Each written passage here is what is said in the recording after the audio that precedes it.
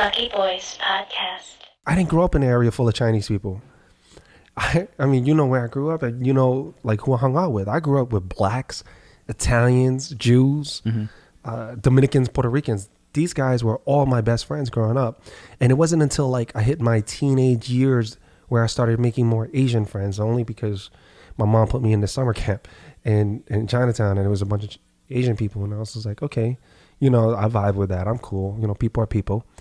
But it's the world we live in, man. And I'll tell you what, I've hung out with Hispanics, Italians, and when it comes down, like on the surface, we seem so different. And it's absolutely right. Mm-hmm. We like different things. We like different foods. We have cultural tendencies. Yeah.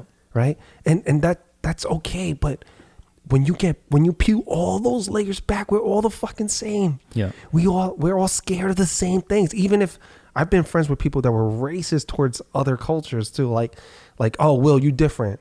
You're like Dominican or you're Chino Latino. I'm like, no, motherfucker, I'm Chinese, man. Like, yeah. Like y'all better chill with that shit. Yeah. No, you one of us. I'm like, yo, chill, man. Like, you know, but then when you get to know these people, I've seen the people that are like that, right? I mean, I grew up in the hood, right? So it was, they're more open about what they dislike, you know, it isn't as politically correct. Mm-hmm. And I'll tell you what I've learned is that at the root of it, we're all the fucking same. Yeah, whether we're white, but besides that, we care about our families. Yeah, we all want to make sure we're financially secure, right? We all just want to make sure that we're good and we have a good life, right? We take care of our own. All of us want this. We all want opportunities. We all want jobs. We all want to fall in love or we want to be loved. It's all the same things. We all want to feel safe and protected, but we're willing to fight for it. Mm-hmm. We're all the same things. It's at the root of it. We're all the same things, man. But it's right here. It's right here on the surface that people can't get past. They're like, that motherfucker's different from me, you know, whatever the fuck it is. You know, it's just like you look at the surface and you stop. You don't really drill down to the next level. Yeah, and you have to. You're doing yourself a disservice because there's so much beauty from so many different cultures that you can grab and learn from, and it's fun and it's different. You know, like I'm Chinese, but I swear to God, there were moments and times where I felt Italian. There's moments and times food. but because like I hung out with them so much, and Dominican, Puerto Ricans, there's times where I felt black. There was times where I felt Dominican. There's times where I felt Puerto Rican because like I forget about their color, my color, whatever it is. It's like we're just here. And we're just hanging out. We're playing ball. Yeah.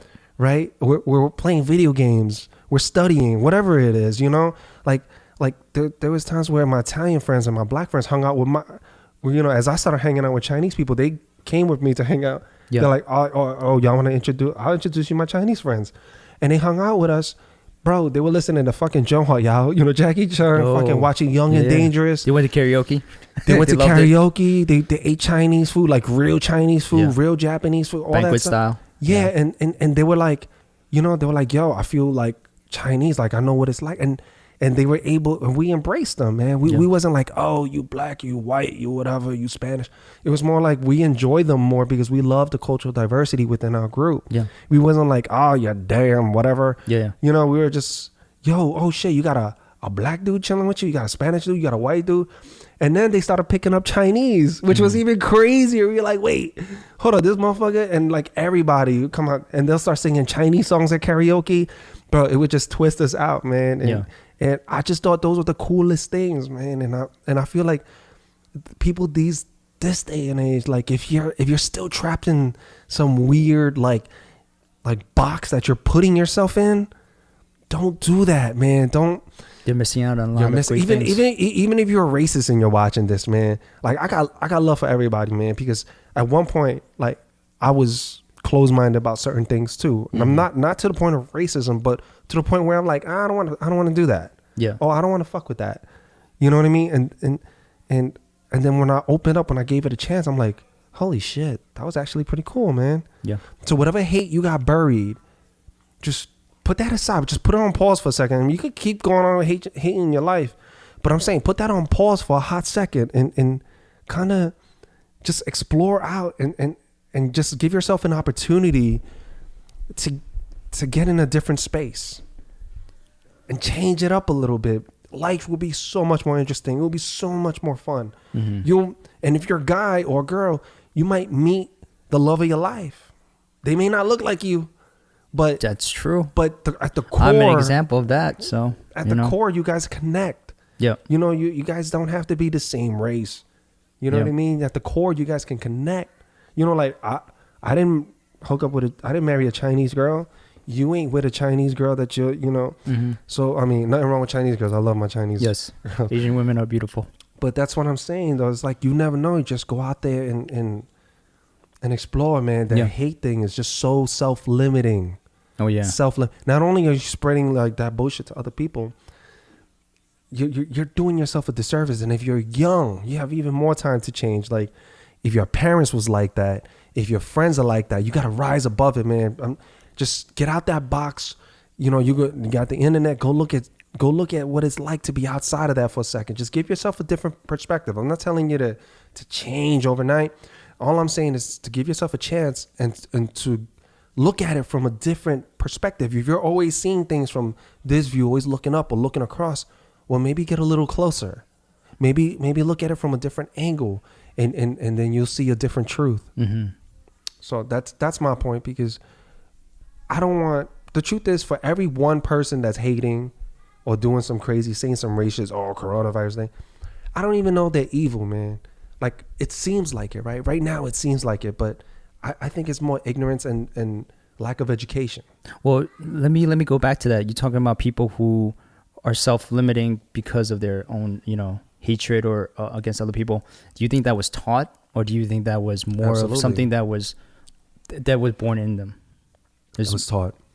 I'm 100% sure, because unfortunately, where I grew up at, in my circle of friends, we grew up and it was a melting pot, man. It wasn't, they had jokes on me, Ching Chong, especially growing up in the 80s. It was like Ching Chong, and it wasn't politically incorrect. It was all right. And also in a neighborhood that didn't have a lot of Asians, right? So it didn't have any Asians. People were drawing S bombs, N bombs, C bombs, K bombs. Yeah. All types of words today that if you even say it, you get lashed for, right? But back then it was just, we kind of just took it in the gut and we just kept rolling with it. Mm-hmm. And it was hard. But the truth is, those people innately never heeded. It was taught. It was a lack of education. You didn't have that many Asian friends. You didn't have that many black friends. You didn't have that many white friends.